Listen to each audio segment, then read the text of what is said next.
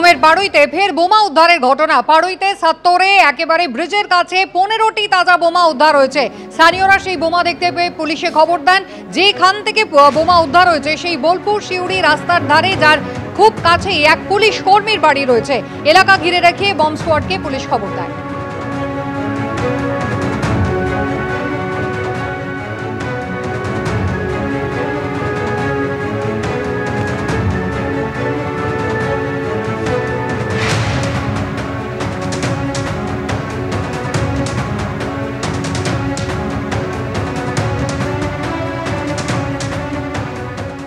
দত্তাবাদের স্বর্ণ ব্যবসায়ী খুনে গ্রেপ্তার তৃণমূল নেতা বহিষ্কার। অনির্দিষ্টকালের জন্য বহিষ্কার করা হলো কোচবিহার 2 ব্লকের সভাপতি সজল সরকারকে। দত্তাবাদ থেকে স্বর্ণ ব্যবসায়ীকে অপহরণ করে খুন, গ্রেপ্তার তৃণমূল নেতা। দলবিরোধী কাজের অভিযোগে তৃণমূল নেতা সজল সরকারকে বহিষ্কার।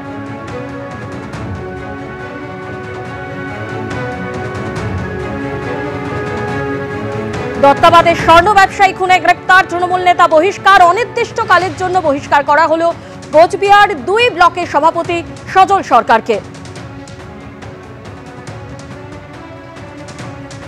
দলের সম্পর্কে কটূক্তি করা এবং দল বিরোধী কিছু কথাবার্তা বলার জন্য আমরা তার কাছে এক্সপ্লেনেশন চেয়ে একটা শোকজ নোটিশ করেছিলাম। তিনি সেই শোকজে উত্তর দেননি এবং তিনি বলেছেন, সংবাদ মাধ্যমে জানতে পারলাম, তিনি সেই শোকজে উত্তর দেবেন না।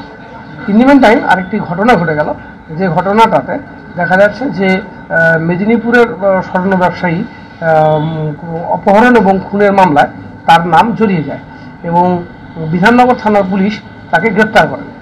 আমরা এই দুটো ঘটনায় আমরা স্তম্ভিত এবং দলের রাজ্য কমিটির নির্দেশে আমরা তাকে, সর্বভারতীয় তৃণমূল কংগ্রেসের নির্দেশে আমরা তাকে অনির্দিষ্টকালের জন্য দল থেকে বহিষ্কার করছি।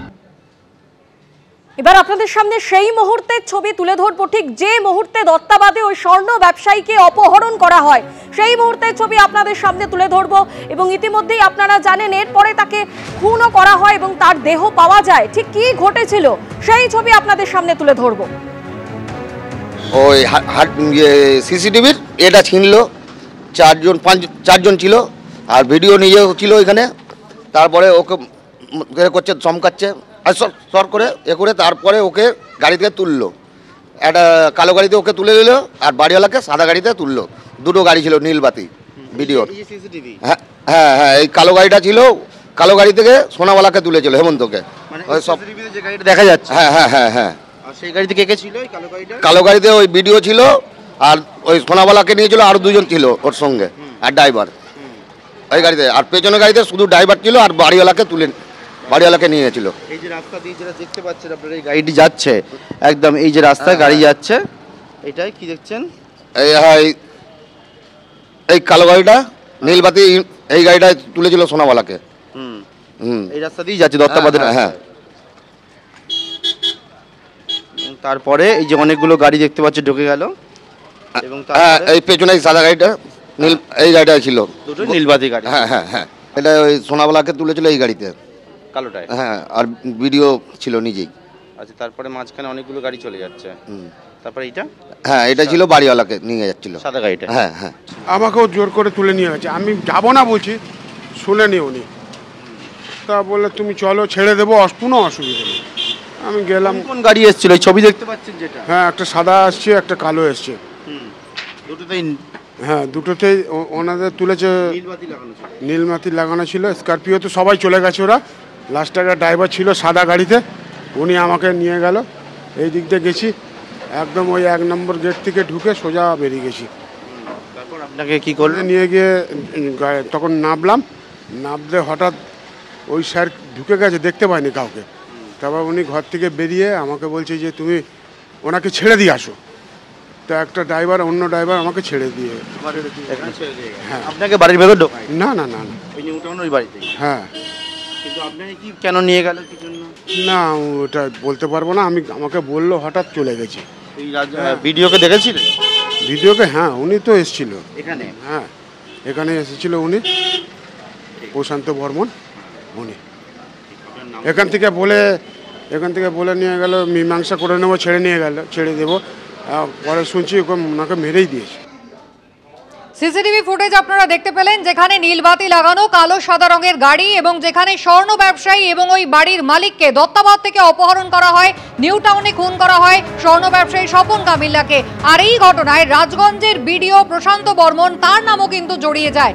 তবে এবার আপনাদের শোনাবো এক প্রত্যক্ষদর্শী অশোক কর কি জানিয়েছেন। থেকে 4 মাস আগে আমি নেশার ঘরে ওনার আলমারি থেকে কিছু জিনিস কিছু গয়না আমি চুরি করি। কোন বাড়িতে? ওই প্রশান্তবাবুর বাড়িতে, নিউ টাউন যে বাড়িতে কুকুর দেখাশোনা কাজ করি ওই বাড়িতে। সেই সময় ছিল প্রশান্ত? না, উনি ছিল না, কেউ ছিল না। চাবিটা ওইখানে ছিল, আমি বার করিনি আলমারি খুলে। আপনি বাড়িতে একা ছিলেন? হ্যাঁ, একা ছিলাম। আচ্ছা, তারপরে নিয়ে আমি ওই যে মারা গেল হচ্ছে স্বপন কামলিয়া, ওনার দোকানের নাম হচ্ছে বসন্তী জুয়েলার্স, দত্তবাদের দোকান। ওনাকে আমি লাবণী বাস স্ট্যান্ডে ওনার হাতে দিই। 28 তারিখে গেলে 28 তারিখ লোক দিয়ে পাঠালো, বললো যে কাকা তুমি আসো, সোনাবেলা আসবে, তুমি আসো, প্রমাণ দেবে আসো। তা আমি যখন ওনার বাড়িতে গেলাম 12:30, দেখি না আপনার সোনাবেলাকে ওনারা গাড়িতে করে নিয়ে এলো। সোনাবেলাকে নামিয়ে আমাকে নামিয়ে নিচের ঘরে ঢুকে এলো, দুজনকে মারধর করলো, শর্ট, চাপ্পড়, বাখারি, বেল্ট দিয়েও মেরেছে, এরকম পিঠের দাগ। এই ছবিটা স্বপনের ডেড বডির ছবি, দেখুন তো, চিনতে পারছেন? এই পোশাকটা পরেছিল স্বপন? এই জামাই পরেছিল। এই জামাটা পরেছিল? হ্যাঁ। নিউ টাউনে স্বর্ণ ব্যবসায়ী খুনের ঘটনায় একেবারে শুরু থেকে রাজগঞ্জের বিডিও প্রশান্ত বর্মন, তার নাম জড়িয়েছিল। তিনি অভিযোগ করেছেন একেবারে ষড়যন্ত্র করে তাকে ফাঁসানো হয়েছে। শুধু তাই নয়, ইতিমধ্যেই আদালত থেকে আগাম জামিনও কিন্তু তিনি নিয়েছেন।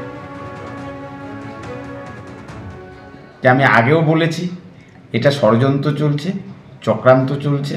তার সাথে সাথে একটা কথা বলি, এই প্রশান্ত বর্মন পাবলিক সার্ভিস কমিশনের ইতিহাসে আমি প্রথম রাজবংশী ক্যান্ডিডেট যেখানে সর্বপ্রথম হয়েছিলাম। সেই প্রথম হওয়ার পর থেকেই ষড়যন্ত্রকারীরা আমার পিছনে লেগেছিল। তারা কোনো দিক দিয়ে আমাকে পরাস্ত করতে পারেনি, কখনোই পারবে না কালিমালিপ্ত করার।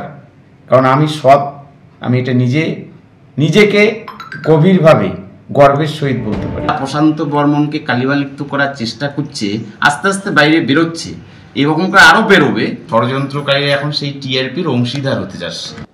এবিপি আনন্দ এগিয়ে থাকে, এগিয়ে রাখে।